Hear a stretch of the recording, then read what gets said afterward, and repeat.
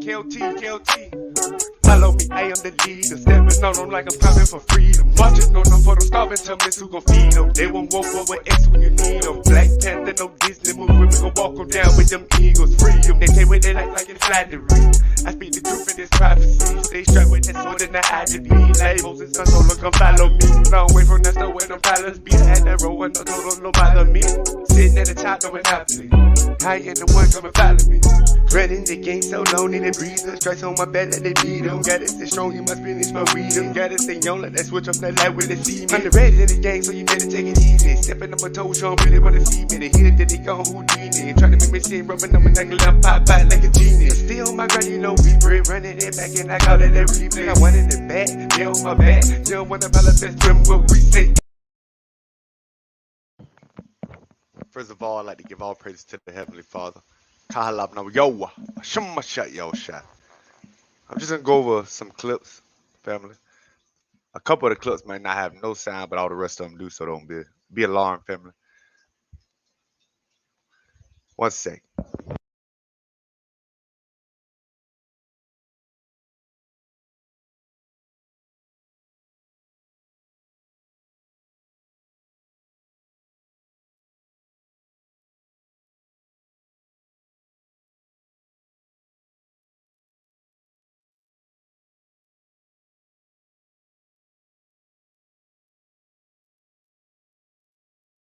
Born to slavery. But we didn't have no property, we didn't have no home. What's up, you guys? This is Trips.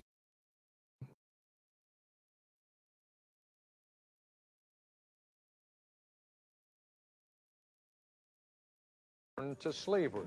But we didn't have no property, we didn't have no home. And now we can hear them speak. Because you're nothing but a dog. You're not a thing but a dog. Found voices, the slave's life, told by those who lived it. Tell you the truth, when I think of it today, I don't know how I'm living. I remember that just as well look like to me, I can't. Been slaves all our lives. Your mother was a slave, sister was a slave, father was a slave. They know nothing about reading right. All that I know, they teach you to mind your master and your missus. Mom and them didn't know where to go. You see, after freedom go, just like you turned something out, you know, didn't know where to go.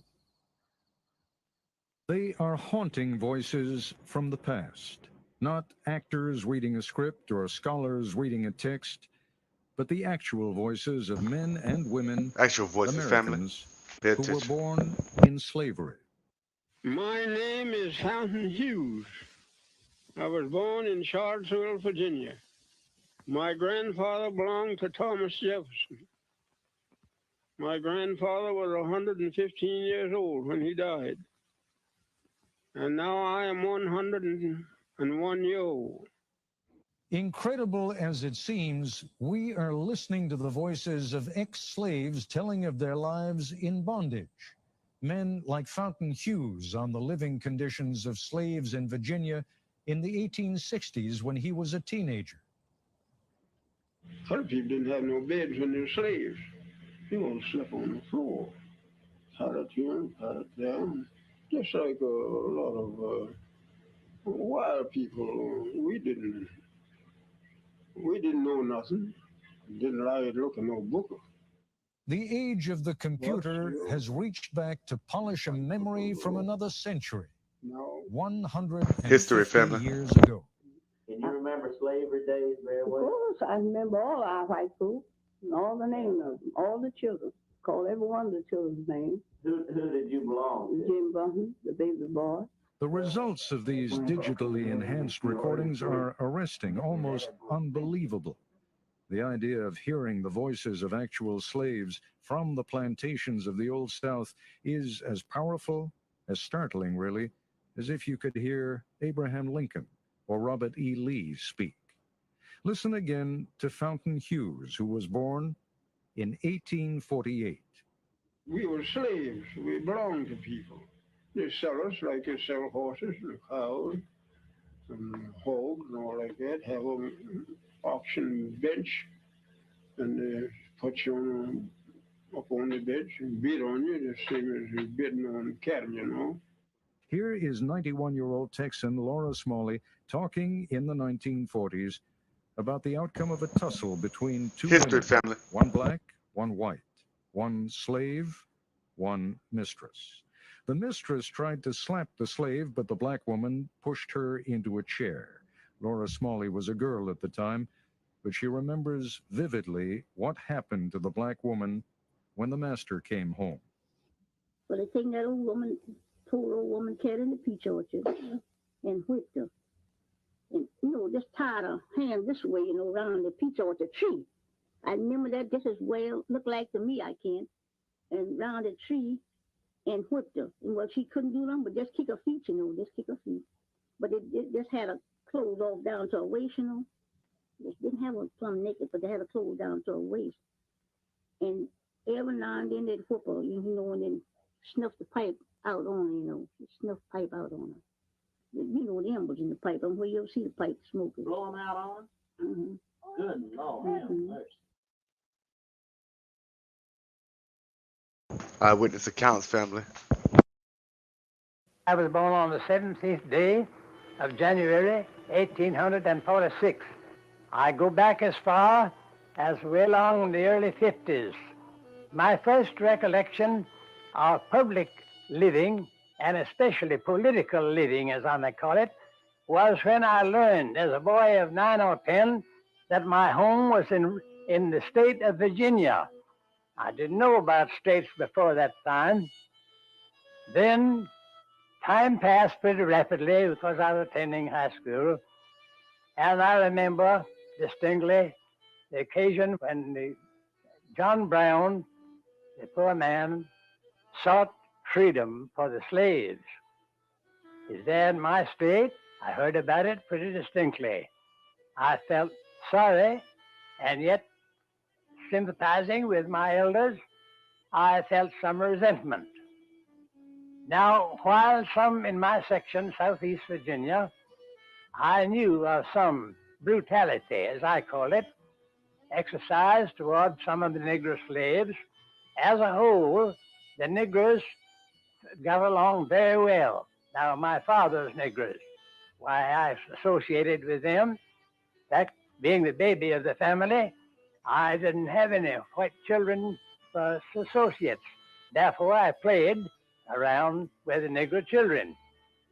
4 years passed by. Then came up the great struggle when the Republican Party had become a power in the land. In 1860, Mr. Lincoln was elected, as you know. And I remember that there was a good deal of excitement in my section that the Negro slavery would be interfered with. Negroes would be set free and all that. Now, comes up the question of what we Southern soldiers fought for. My friends, as a boy of 16 and a half years old, I didn't think about any abolition of slavery.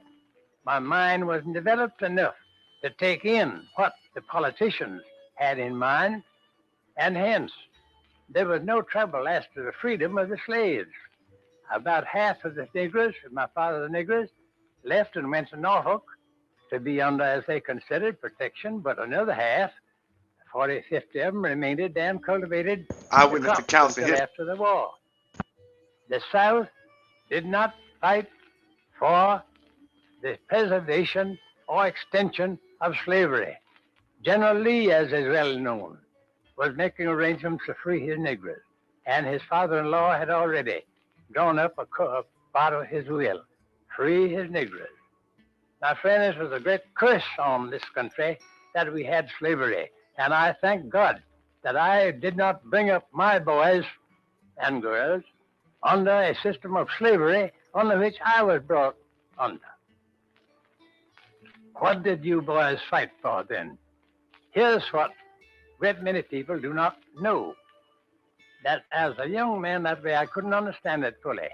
But I look back now and see my part in it and saw what we struggled for. And that was for states' rights. For states' rights. And as many of you know, immediately after the war,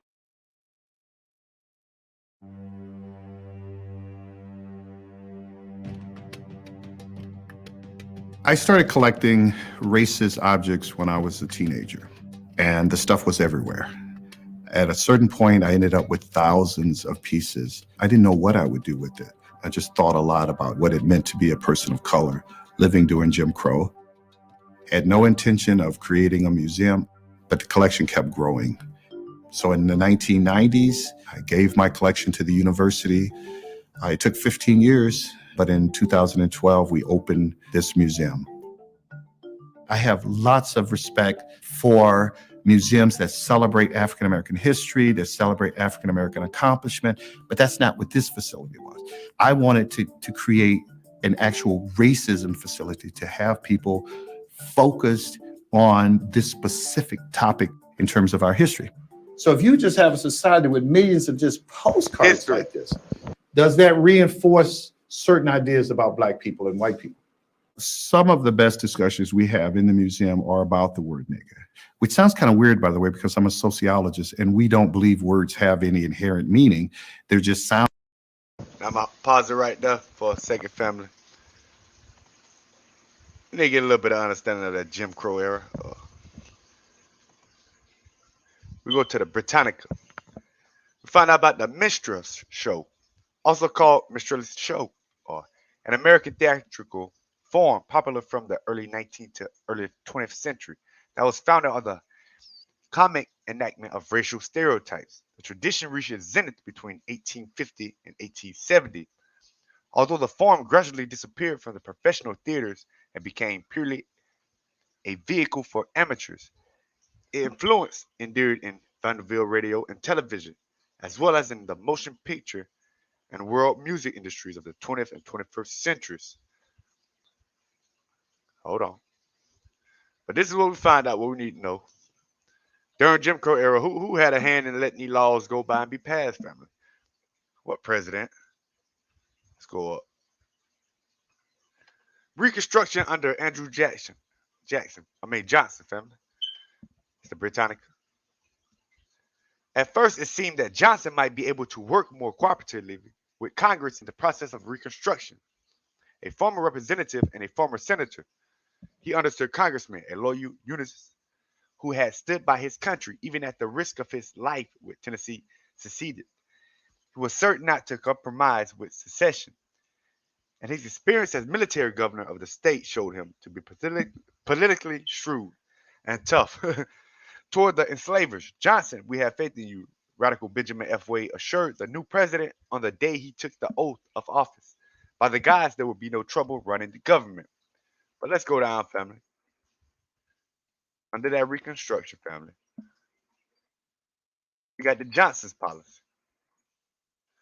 Such radical trust in Johnson proved misplaced. The new president was first of all himself a Southerner.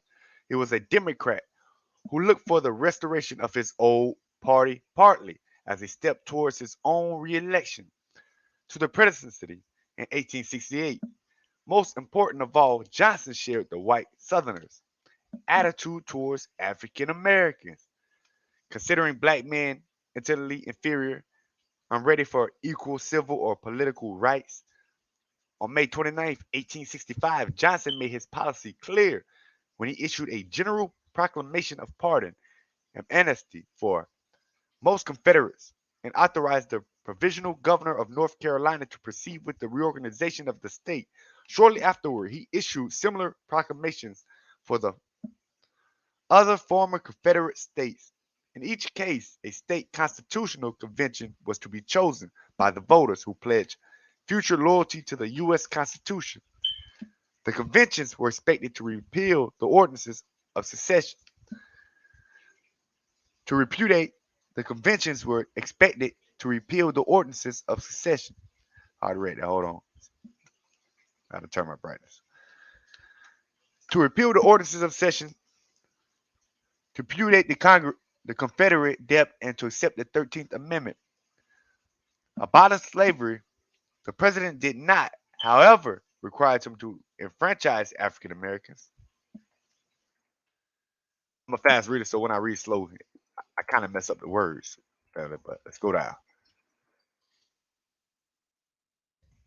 It's when we get to the black codes, giving little guidance from Washington. Southern whites turned to the traditional political leaders of their section for guidance and reorganizing their governments, and the new regimes in the South were suspiciously like those of antebellum period. To be sure, slavery was abolished, but each reconstructed Southern state government proceeded to adopt a black code, regulating the rights and privileges of freedmen, varying from state to state. These codes in general treated African Americans as inferiors, relegated to a secondary and subordinate position in society. Their right to own land was restricted. They could not bear arms, and they might be bound out in servitude for vagrancy and other offenses. The conduct of white Southerners indicated that they were not prepared to guarantee even minimal protection of African American rights. And rights in Memphis, May 1866. New Orleans, July 1866. African Americans were brutally assaulted and precipitously killed. Family. We gotta understand under that Andrew Jackson Reconstruction. He might have fooled a lot of people, but he was the one letting all these laws be passed. Family.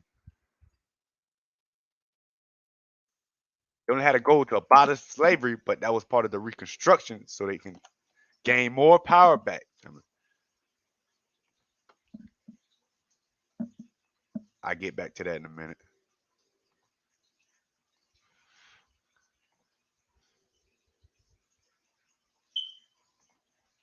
Sound science that we give, but we do believe that people, once the meanings are given, that they are shared. I mean, no piece is inherently racist. It's a racist society which will create racist objects and will racialize other objects. That's why the watermelon has a racial. There's nothing inherent about a watermelon that makes it racist, but you know darn well that it's been racialized.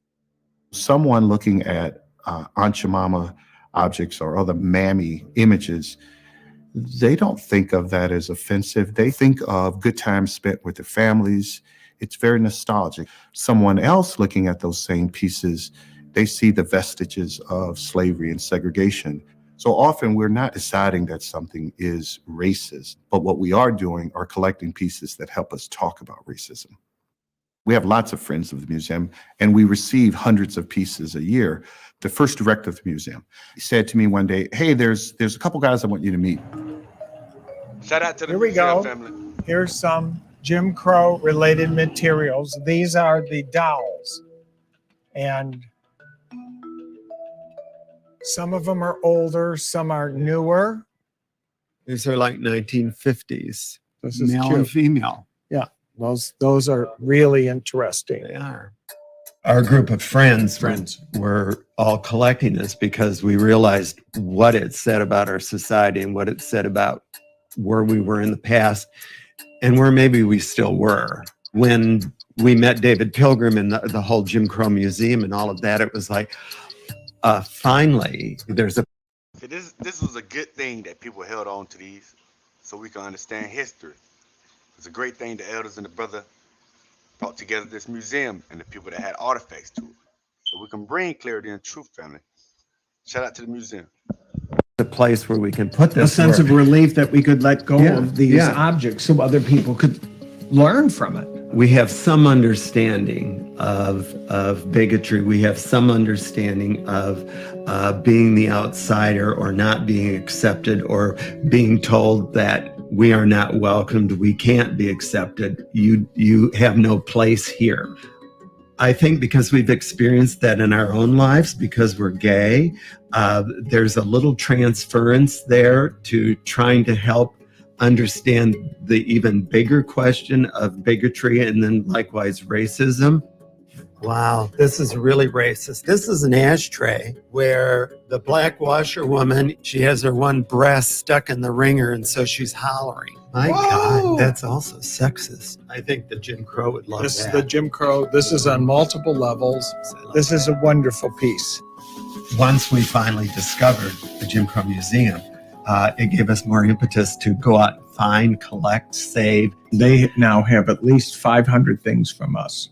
By collecting those things, we get a broader picture of how racism continued all the way up into the 60s and 70s and still continues. I've seen things about President Obama that were horrible.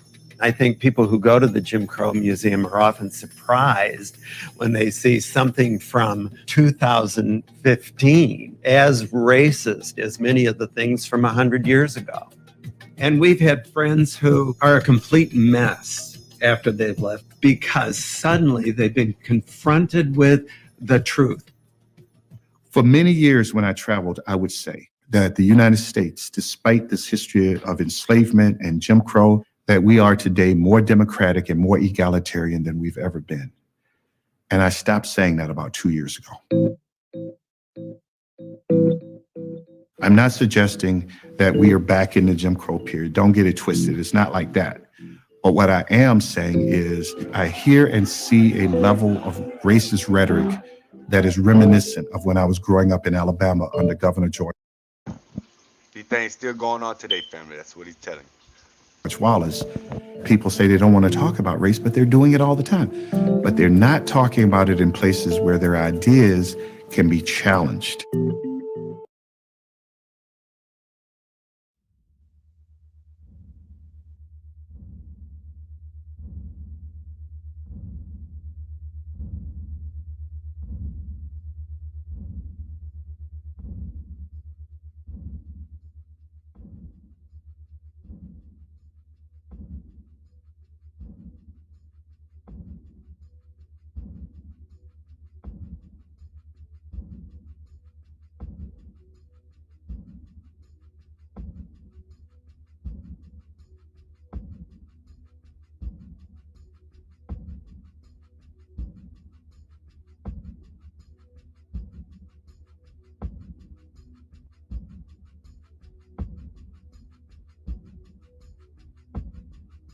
Actual footage, family.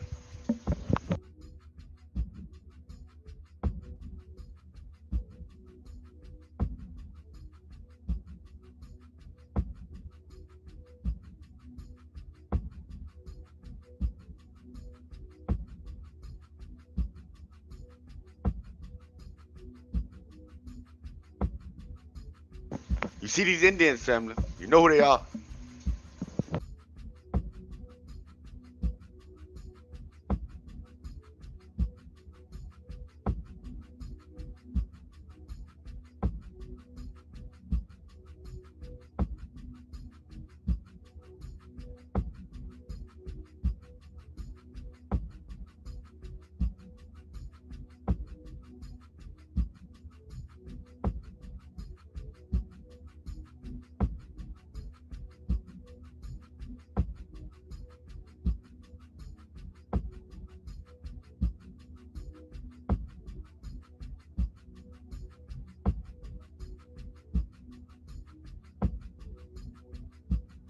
You also had Europeans and Asians or Chinese that came over were mixing with the Negro and copper color Indians, family.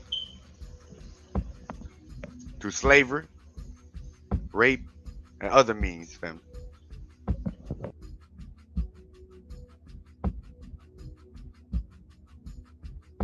Also Spaniards.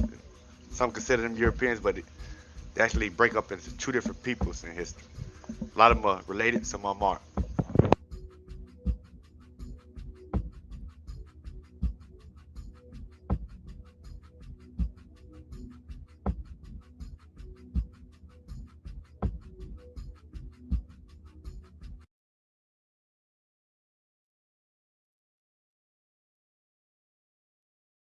This clip doesn't have sound, family, so don't be alarmed.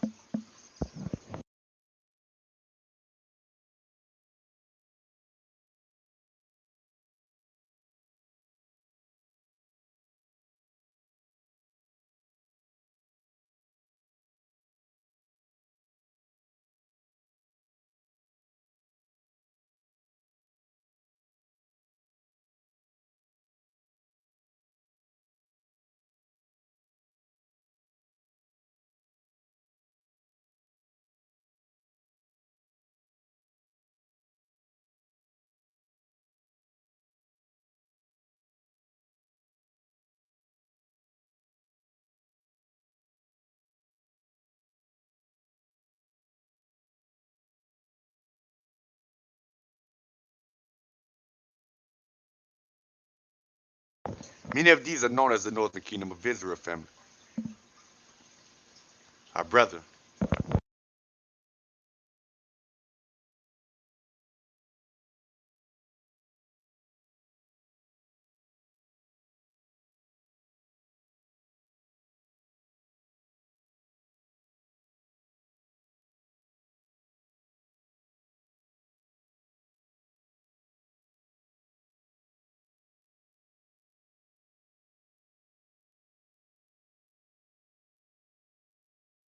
Meet Zach. His work-life balance is anything but balanced, but when he gets on the bike, he becomes Zen Zach. And Zen Zach rides with Geico, because saving money and getting great coverage is totally chill. Geico, savings and service for both your sides. And Oklahoma is a unique space in terms of the number of African American towns that were established. Some suggest upwards of 50 African American towns between 1924 and 1928. Reverend S.S. Jones was going around documenting this sort of self-determined, vibrant African American communities. You see the African American educators, doctors, lawyers, landowners, oil barons. And I think that's what's so remarkable about this footage, to think that individuals, how many years out of slavery, are now owning oil wells that are producing 2,000 barrels a day. Is that not the ultimate American dream? Is that not the ultimate American story? It flies in the face of what I think some people consider part of African American history and culture. And I think that that was one of the things that Oklahoma and what S.S. Jones is really kind of showing, is that African American history and culture is not a monolith. And in a way, it became kind of like a marketing tool to encourage individuals to migrate, to move there, that this is a place where you can live, you can thrive, and peacefully reside. There were still palpable racial tensions. There are lynchings, there's Jim Crow, segregation, there's all of these things, and you still have an African American community, or many communities, that really speak to the fortitude and resilience. Now, without that monolith Black family, people that's how we in were this able country. to be reconquered over.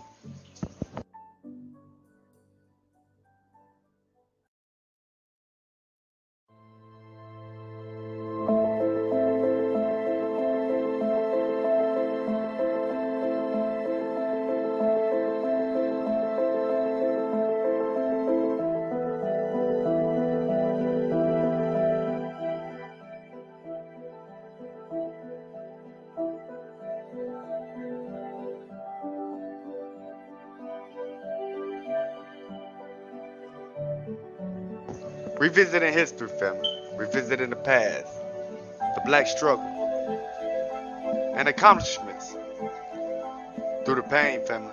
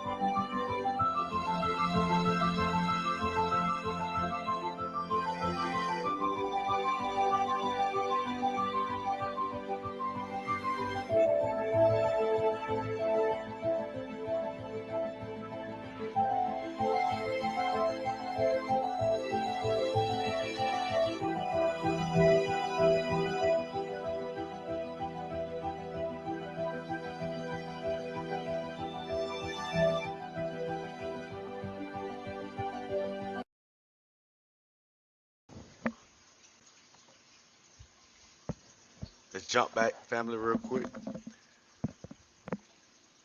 crf.usa.org. We're going to go down and we see Jim Crow was a, well, man. Jim Crow was a derisive slang term for black man. It came to mean any state law. It came to mean any state law passed in the South that established different rules for black and whites. Jim Crow laws were based on the theory of white supremacy and were a reaction to Reconstruction.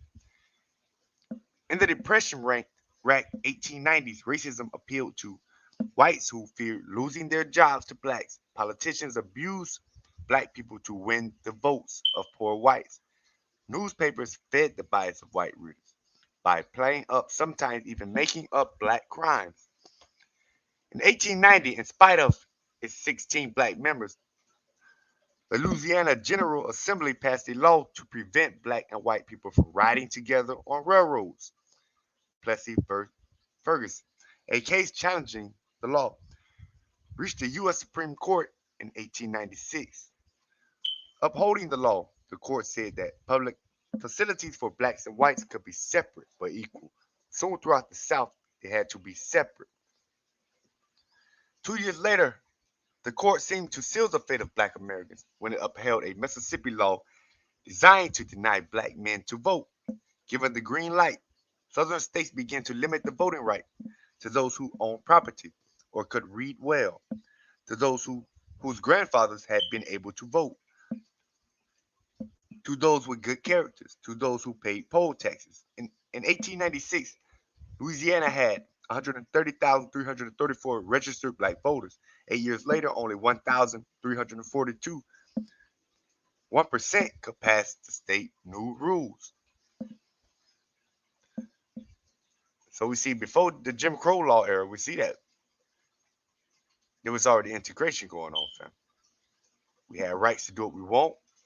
We were able to go places we wanted to go, to obtain resources we wanted, even though it was still limited. But the Jim Crow laws passed. Hold on. Under Andrew Johnson, would cause the division. And it was part of the Reconstruction to take away power from us and to bring back Southern power, white supremacy, family.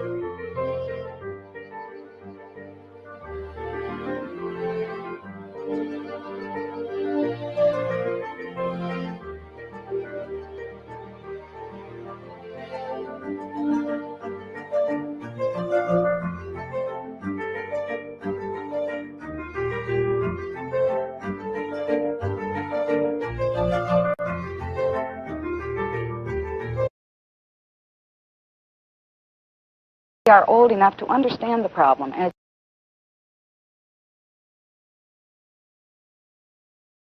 Fairly typical of communities all over America, where families are pursuing the American dream to give their children a better chance in life. Levitt-towners are people of modest means.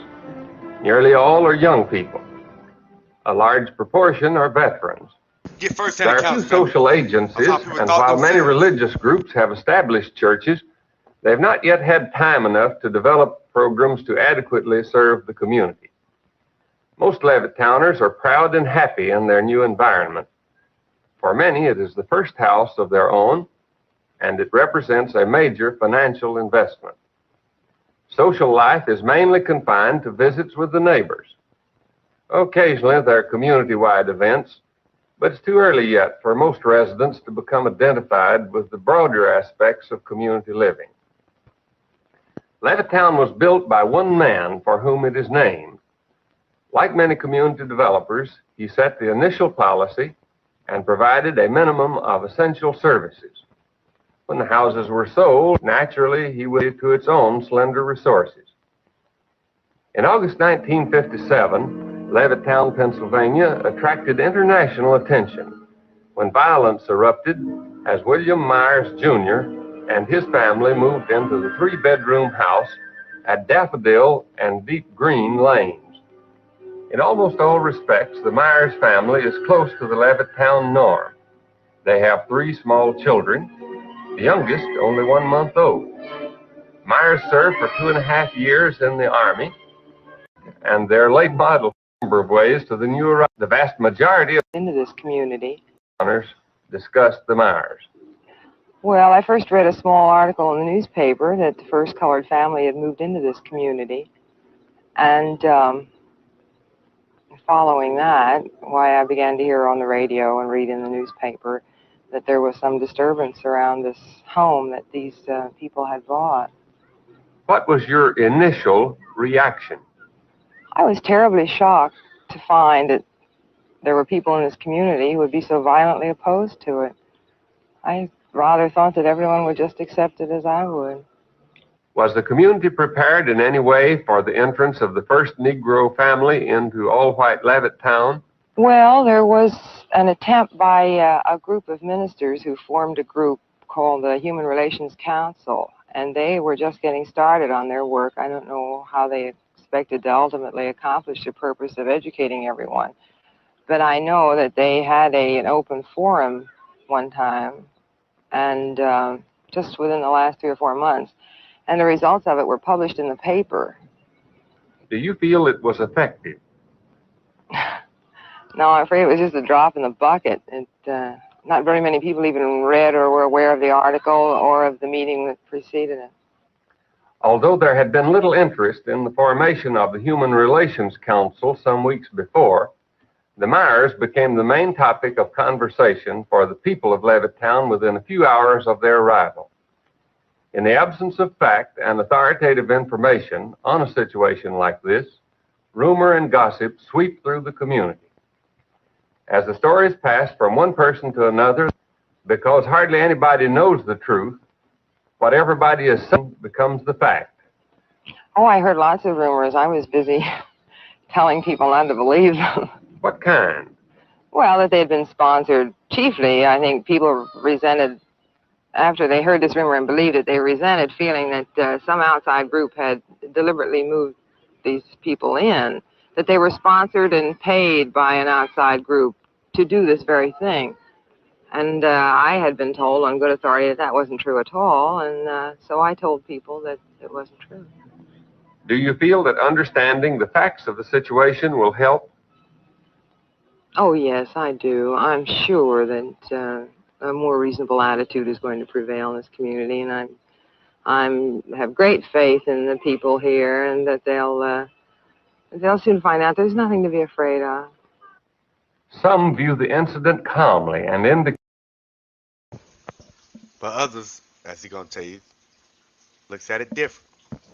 Acceptance of the fact. But for others, the Myers moving into Levittown constitutes an infringement of their own liberties. And under the impact of this situation, they react with anger and force. What they say reveals their deepest fears and frustrations. Why did you select Levittown to live? We were looking for a place to buy a home. We looked at Levittown, and we liked the homes here. We liked the advantages that Levittown seemed to offer in comparison to other cities. And we understood that it was going to be all white, and we were very happy to buy a home here. How about your children? She said she heard it was going to be all white, so you understand where she coming from now. Racist. Have you talked with them about the Myers? We have tried to keep the discussions away from the children. I feel that it's something that we adults should. But one of the children standing right there, so we know that's not totally true. Solve without bringing the children into it any more than we have to. We're doing it for the children, but I don't feel that they are old enough to understand the problem as it is. Do you think a Negro family moving here will affect the community as a whole? Definitely. In what way? I think that, well, the property values will immediately go down if they are allowed to move in here in any number. Can you give a basis for that judgment?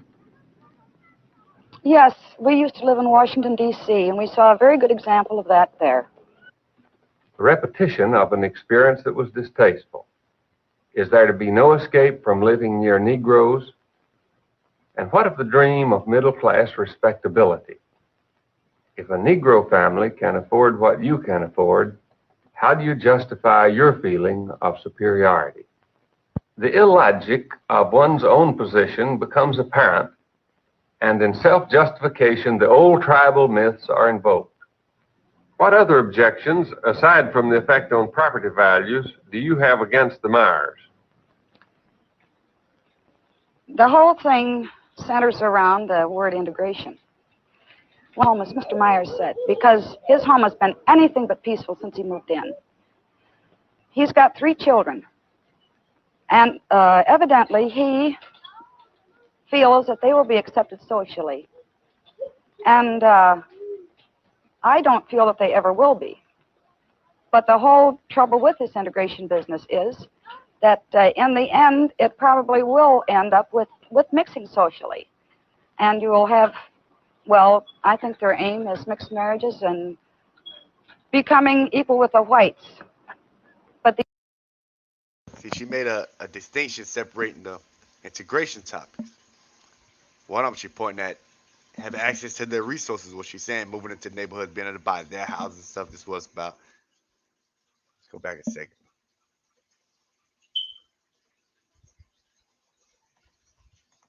Will be. But the whole trouble with this integration business is that in the end, it probably will end up with mixing socially. And you will have... Mixing socially?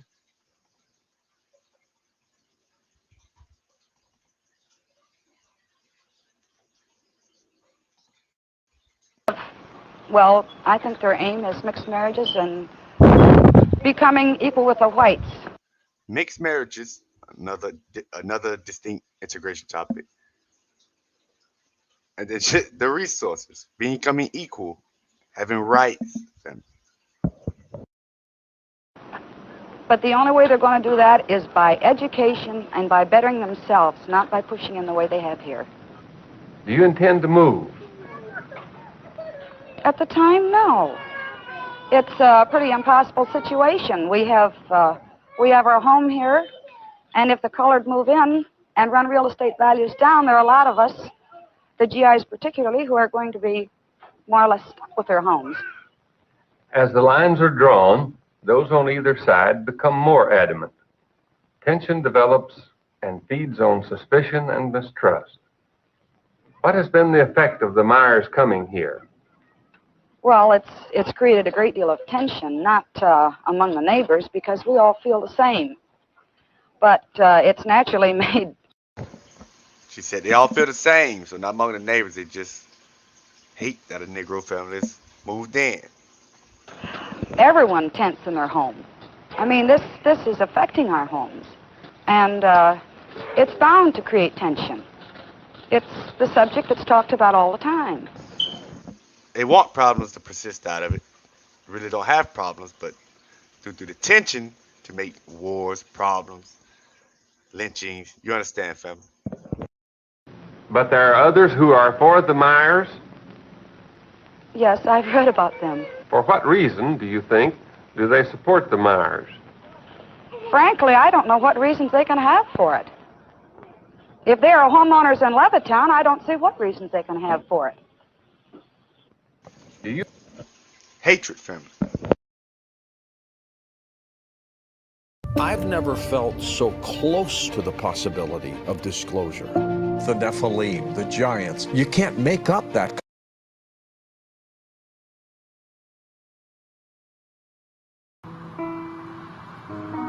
I was born in Washington.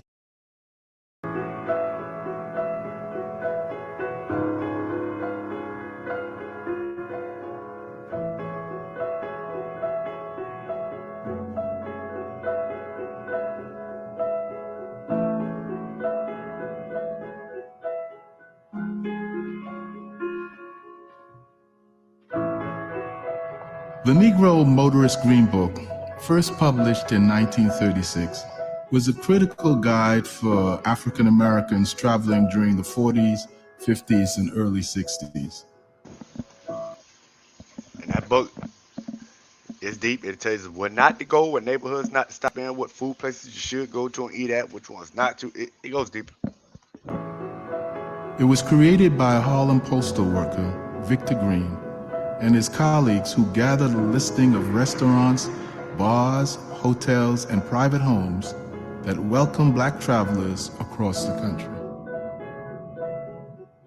In a time where Americans started hitting the road, African Americans faced restrictions as they traveled. Although you could purchase a car, you couldn't get gas, stay in hotels, or eat in restaurants. Travel was difficult and dangerous. Ben's Chili Bowl at 1213 U Street, Washington, D.C. was originally a silent movie theater called the Minnehaha. It was later featured in the Green Book as a pool hall. Since 1958, Ben's Chili Bowl has continued the legacy of the Green Book, providing a refuge for the whole community.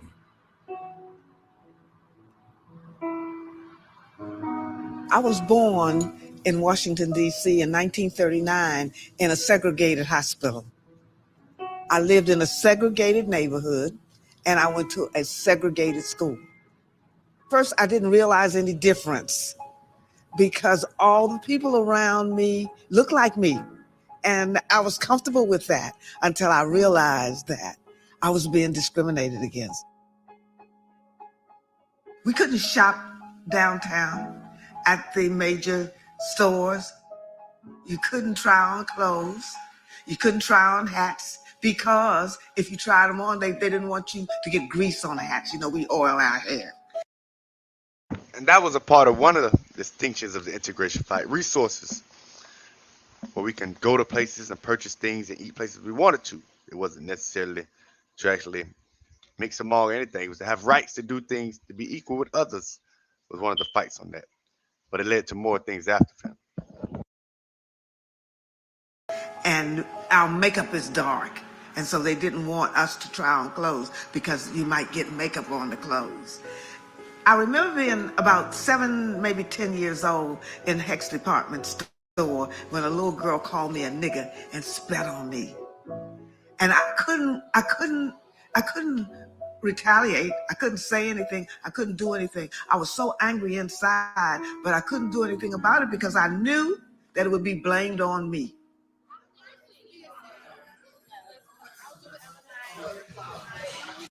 And that's one loss of protection, a right we didn't have. Like police, family. They knew that we knew they were against us. If we called, like she said, she would have been blamed for the incident.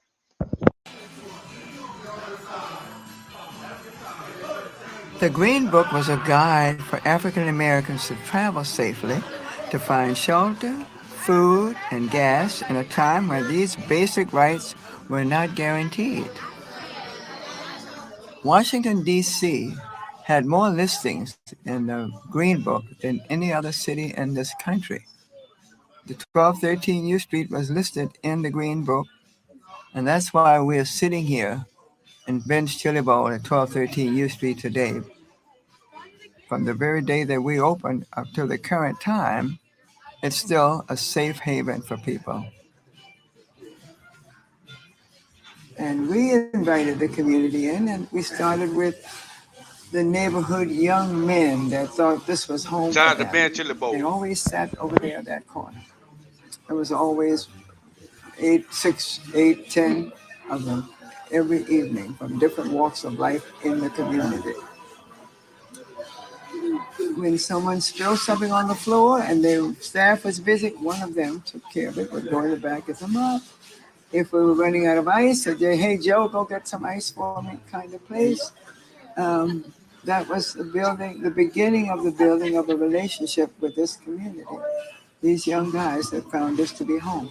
As soon as they started to broadcast professional basketball, put the TV up for them to keep them here, so they wouldn't have to go see that game someplace else. We didn't have TVs in Ben's Chili Bowl, but that was for them. And that brought in that segment of our community. And then, of course, this being the strong, close-knit community that it was, when you came here for a chili dog, you ran into a friend.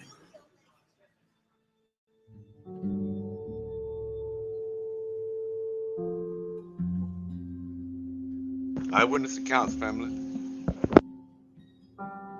Particularly in the early 50s. When we would leave Washington, D.C.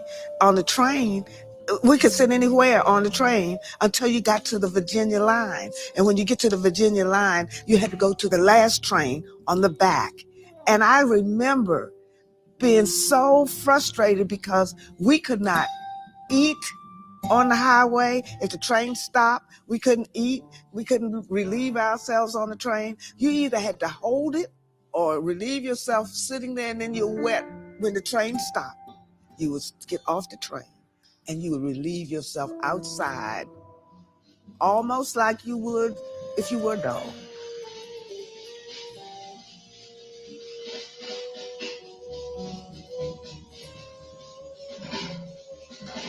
And that's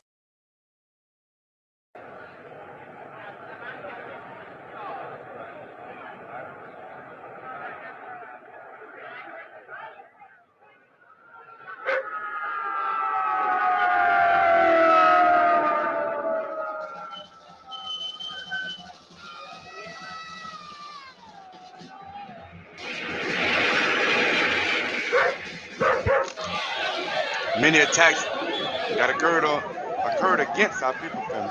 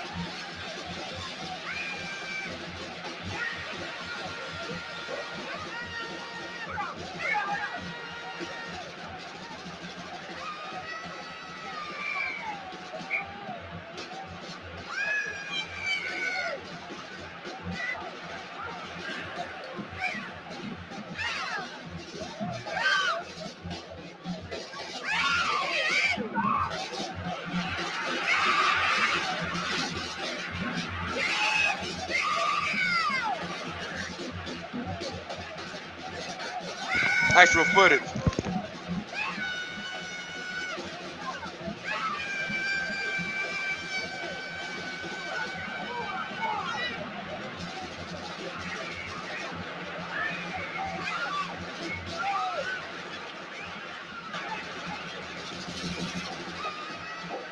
We must say to our white brothers all over the South who will try to keep us down, we will match your capacity to inflict suffering with our capacity to endure suffering.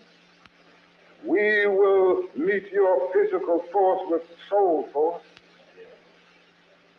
We will not hate you, and yet we cannot in our good conscience obey your evil laws.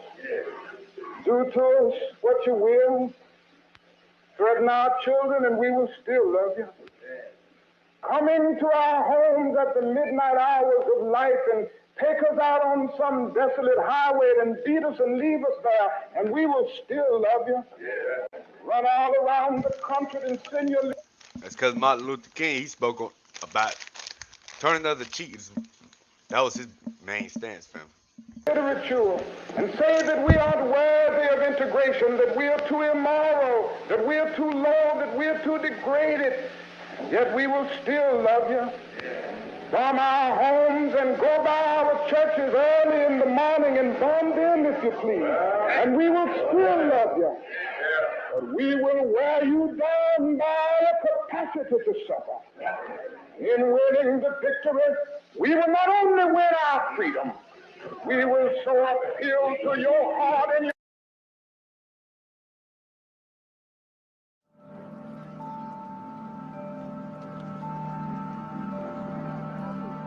The night before his assassination, King gave one of the most remarkable speeches of his whole career.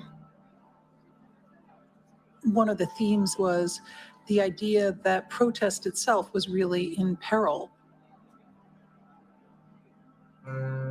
You were seeing crackdowns all across the country, increasing concerns about violence, and he was really making a claim that in Memphis, it wasn't just the rights of workers, it wasn't just racial justice that was on the line, but it was also the right to speech, the right to protest, the First Amendment itself. If I lived in China or even Russia or any totalitarian country, maybe I could understand the denial of certain basic First Amendment privileges because they haven't committed themselves to that over there. But somewhere I read of the freedom of assembly. Somewhere I read of the freedom of speech. Somewhere I read of the freedom of press. Somewhere I read. And we know Martin Luther King, he was talking to X, or he met with Malcolm X. And he went to start pushing the Malcolm X agenda. That's why they assassinated him. That the greatness of America is the right to protest far right.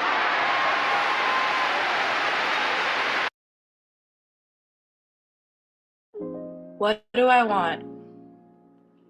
I want to know myself, and BetterHelp makes that possible.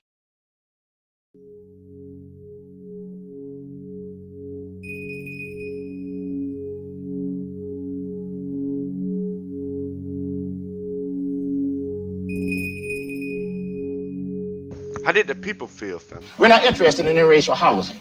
We don't want your neighborhood. We want ours to be just as good. See, we don't want a store in your neighborhood. We don't want you coming in our neighborhood and open up stores and exploiting us and then go home and throw a bomb if we move next door out in the suburbs.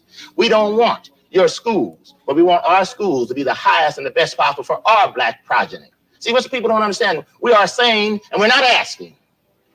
You see, the die is cast, as I said, we're not asking, we're saying this is the way it's going to be. The young lady from Winnetka has stated that she saw during the marches which she participated in people who were full of fear and hatred. Mr. Lucas has said that the American Negro is either going to be free or he's going to be dead. Now, you get this straight. You can kill all the black folks you want to, baby, but you will not kill the freedom of black folks. It's coming. We're going to get it. We fought in every one of your damn lousy wars, baby, and you give us nothing. Now, the war is going to be here because we're going to be free. Now, you kill all you want to, but we kill too. I don't agree with the moderator nor Reverend Robinson that we want some kind of agreement. We want agreement by which we can live or die. You choose.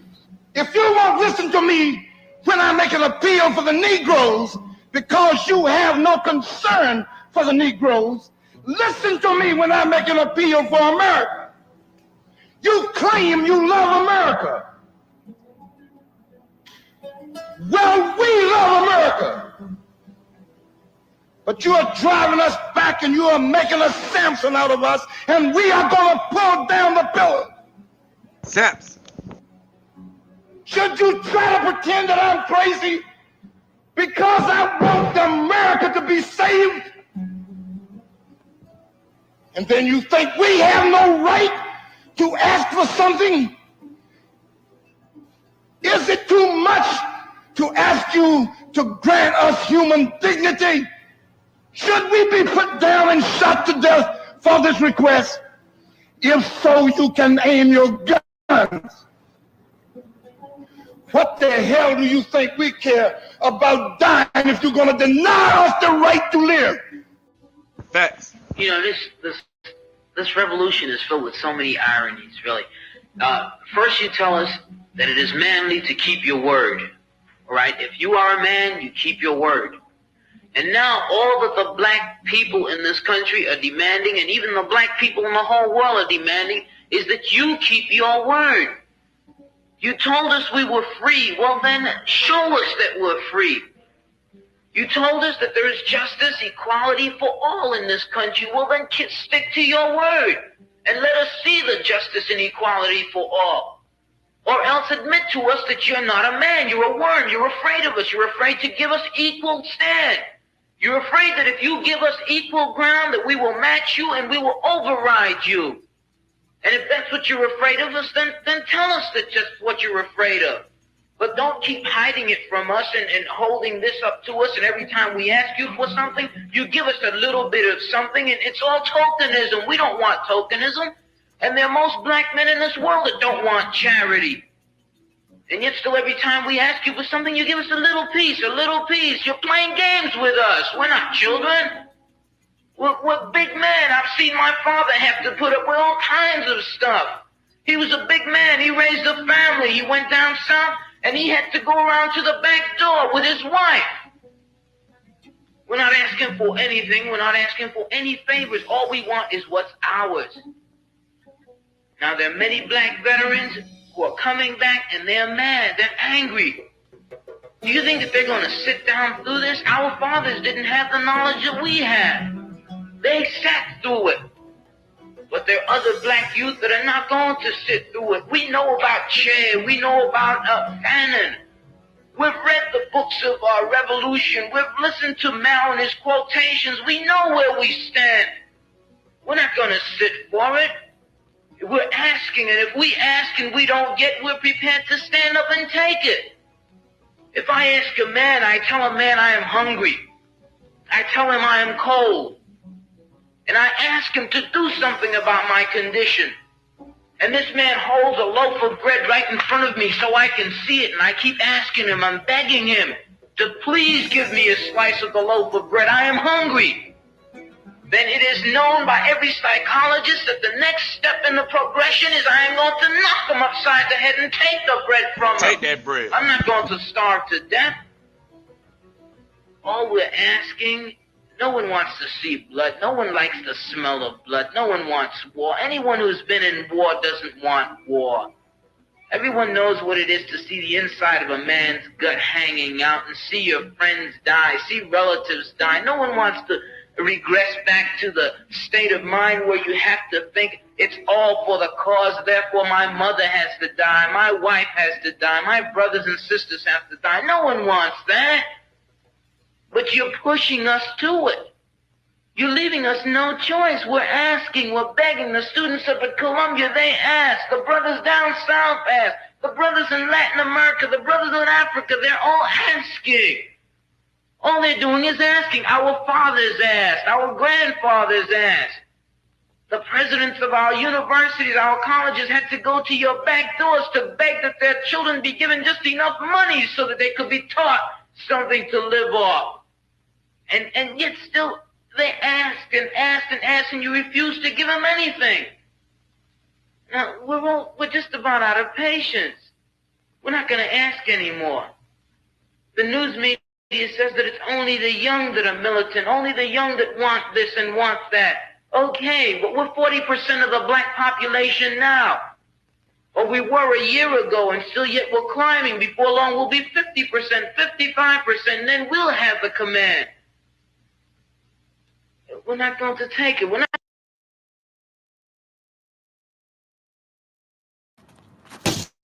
So last year, I paid nothing for electricity, and I actually made money by using a special. Tonight, Front Page Challenge welcomes the outspoken Negro leader, Malcom X. Sir, what's the real reason why you two men split? Is it merely ideological, or is it personality? What else? Probably personality. It was not the statement that originally was given by the movement when we split. It's more personality than anything else. You've called people like Martin Luther King, who just got a Nobel Peace Prize, an Uncle Tom. Is this correct? First? Well, I'd rather say that in the States, there's a law that has recently been passed, or a decision handed down by the court, wherein if you call someone an Uncle Tom, they can sue you for libel. Well, so I never refer to them as Uncle Toms. I would say that Uncle Martin is my friend. Uncle Martin is your friend, yet you would disagree with his approach to what he wants to accomplish. Definitely. If his approach would bring about what the black man in America needs to completely eliminate the problem that we have, I would say well and good. But I very much doubt that anyone who adopts the approach that Martin Luther King has been teaching to our people in that country can point to any meaningful gains that has actually served to solve the problem. Black Muslims have sometimes, whether you have or not, and I think probably you have sometimes, it seemed to me, been preaching hate to meet hate. I don't advocate any kind of hate. But there's a lot of talk that sounds very much like it. No, I think that the guilt complex of the American white man is so profound until when you begin to analyze the real condition of the black man in America, instead of the American white man eliminating the causes that create that condition, he tries to cover it up by accusing his accusers of teaching hate. But actually, they're just exposing him for being responsible for what exists. Well, that's something of an argument, but I've heard speeches made by some of the people of your group. I think I've heard you make speeches. It seemed to me that you were advocating what I would have to describe, I think, as violence to meet the serious injuries that have been done your people, with which I totally agree. I don't call that violence. I don't in any way encourage black people to go out and initiate acts of aggression indiscriminately against whites. But I do believe that the black man in the United States and any human being, anywhere, is well within his right to do whatever is necessary, by any means necessary, to protect his life and property, especially in a country where the federal government itself has proven that it is either unable or unwilling to protect the lives and property of those human beings. Just before Pierre takes it, you've got a pretty good fighter and the world's heavyweight champion lined up with you to help out. Yes, Pierre. Well, Mr. X, intelligent brother, intelligent elder family. Appellations, Mr. X. I'm wondering if you still believe, as I think you certainly did at the time you were allied to the Black Muslim movement, in a segregated black nation in North America. I don't believe in any form of segregation or any form of racism. I'm against any form of segregation and against racism. Is it, am I right? You see what he said? Right in saying that the Black Muslim movement, which you have left, did believe in that. Well, Elijah Muhammad taught his followers that the only solution was a separate state for black people. And as long as I thought he genuinely believed that himself, I believed in him and believed in his solution. But when I began to doubt that he himself believed that that was feasible, and I saw no kind of action designed to bring it into existence or bring it about, then I turned in a different direction. Are you still a Muslim yourself? Oh, yes. I'm a Muslim. I believe in the religion of Islam, which believes in brotherhood, complete brotherhood of all people. But at the same time that I believe in this brotherhood, I don't believe in forcing my desire for brotherhood upon those who aren't willing to accept it. Of course, I think the Christians would say that they also believed in brotherhood. What did you say to that? I'd say they believe in it, but don't practice it. That'd be a pretty good answer. Sir, when the muezzin goes up in the minaret twice a day, he cries to the world, there is but one God, and he is Allah.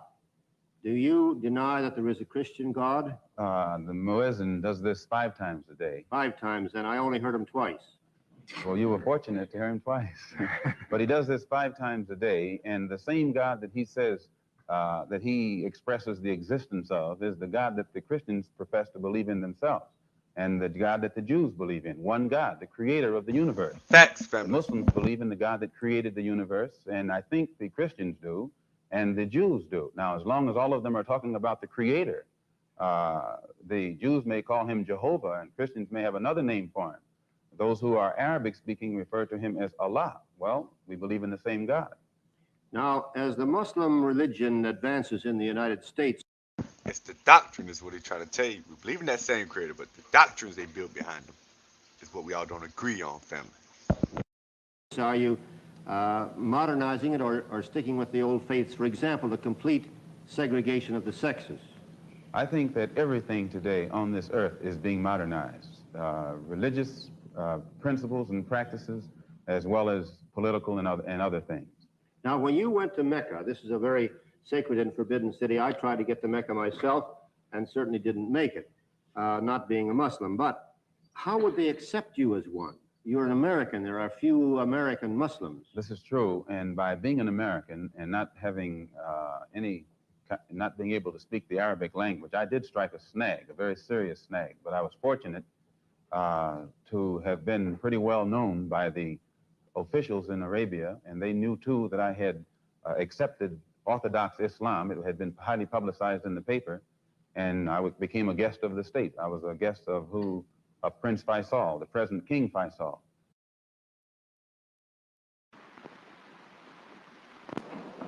Mrs. J.D. Malcom, and I think this is the most ridiculous thing that has ever happened. The Negroes are just as free as we are. They have the same opportunity to work and to build their part of the town up just the same as we have. I just don't understand it and don't approve of it. I'm going to stand up for my rights. Don't approve that blacks have rights to do the same thing, fam, which is wicked and racist. Jim Knight with WALB Television News. We're soliciting the views of many people on the Civil Rights Bill. Would you like to give us your views? Well, I think if they remain peaceful, it would be a lot better than perhaps the violence that would be concerned. Well, of course, being a Southerner, I'm not for it at all. I see. And I just don't know how it's going to turn out. I hope we don't have any trouble. We're soliciting opinions on the Civil Rights Bill. Would you like to give us yours? I'm sorry, but I don't think it's the time right now. I think they have equal rights, though. Thank you very much. Would you like to express your views? No, I don't think so. How about you? Nope.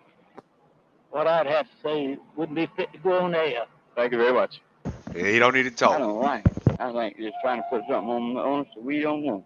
I see. We ought to have a national election on it rather than just letting 9 men tell us what we got to do. And how about you? I feel the same. Fine, thank you very much. Wicked. I sure don't like it, that's for sure. I see.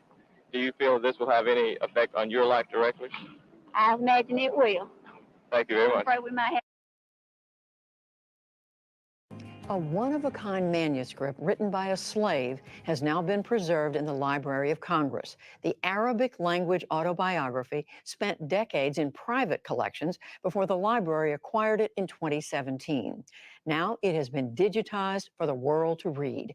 And Amna Nawaz reports on the manuscript's remarkable journey for our ongoing arts and culture series, Canvas. Born and raised in West Africa, Omar ibn Said was 37 years old when he was kidnapped and taken to America as a slave in the 1800s. Before I came to the Christian country, my religion was the religion of Muhammad. His autobiography in his native language of Arabic is believed to be the only one of its kind, the original words of a Muslim American slave. Then there came to our place a large army who killed many men and took me and brought me to the Great Sea. His literacy and culture completely goes against, abolishes, one might say, annihilates the narrative that slaves were not capable of culture. In fact, they were persons with distinct histories, abilities, culture, and background. Allah Al-Rais has studied and translated the words of Omar ibn Said. They sold me into the hands of the Christians, who bound me and sent me on board a great ship, and we sailed upon the Great Sea a month and a half, when we came to a place called Charleston. He was wealthy and he was highly educated, because in his autobiography he speaks about spending 25 years studying. Mary Jane Deeb is the chief He was wealthy and highly educated. of the African and Middle East Division at the Library of Congress, where Ibn Said's manuscript now lives. So there was a man who's caught at the age of 37, and shipped off to South Carolina, in a country he doesn't know, among people whose language he doesn't know. Ibn Said wrote he was sold to a, quote, small, weak, and wicked man called Johnson. After years of abuse, he fled, but was caught in North Carolina.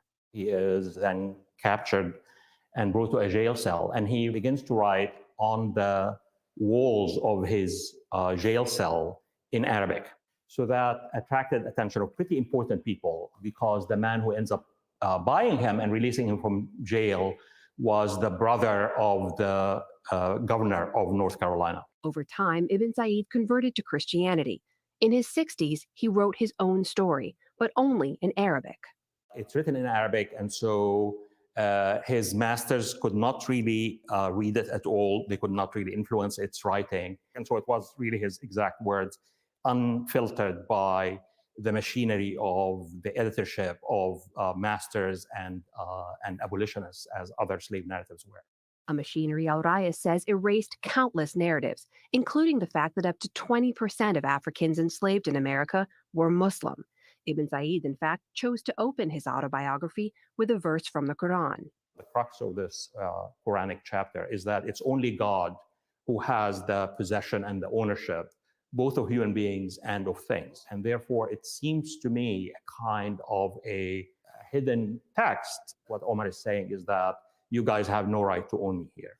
It's a narrative that challenges the original concept of who the slaves were when they came here. That they didn't really have a system of belief. They were uncultured. They didn't have a written system. This is what he brings to the table and basically says that is who we really are. But before those pages written by Omar ibn Said could be shared with the rest of the world, conservators here at the Library of Congress worked for months behind the scenes to bring those pages back to life. We're trying to present the item as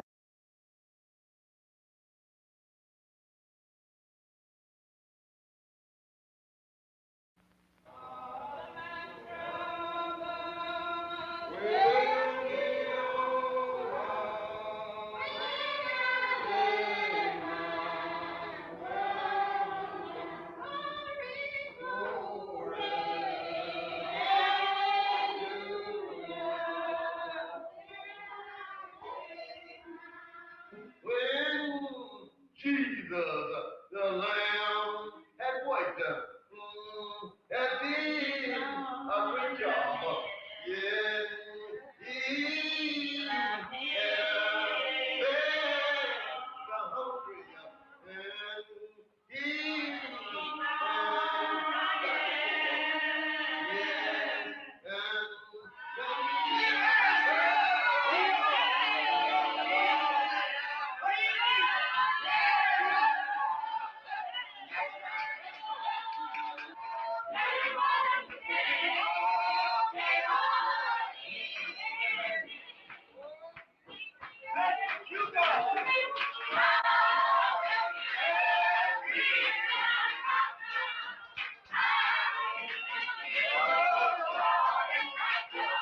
Faith and belief. Didn't give up.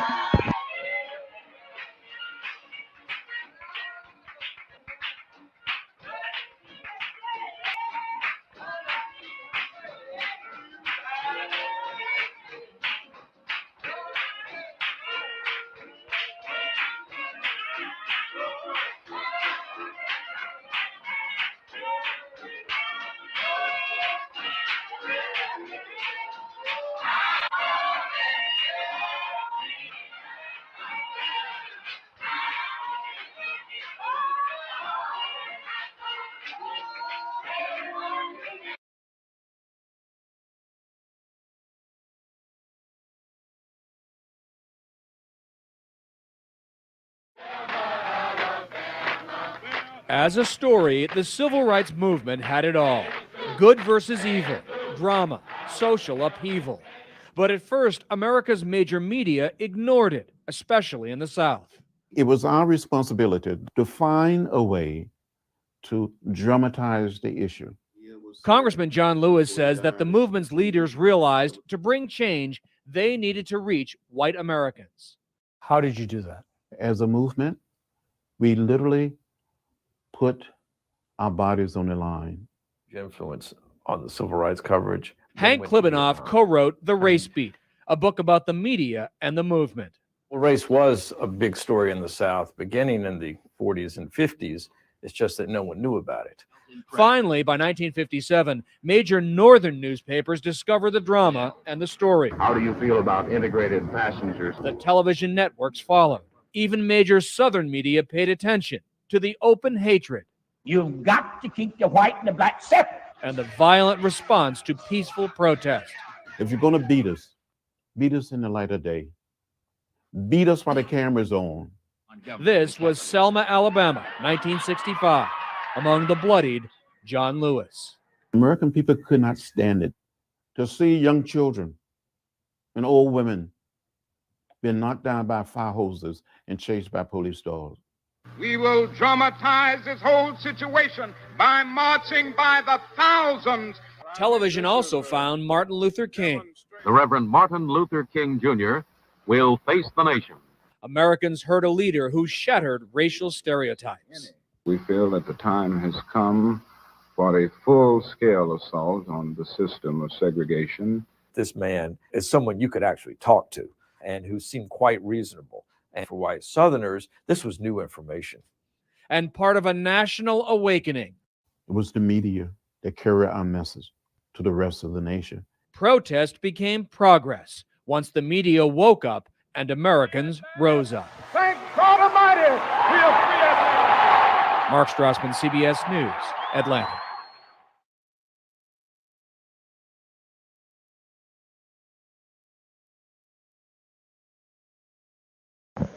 I'd like to give all praise. I'd like to give all praise to the Heavenly Father. Kahalabno Yowa, Bashumma shot yo shot.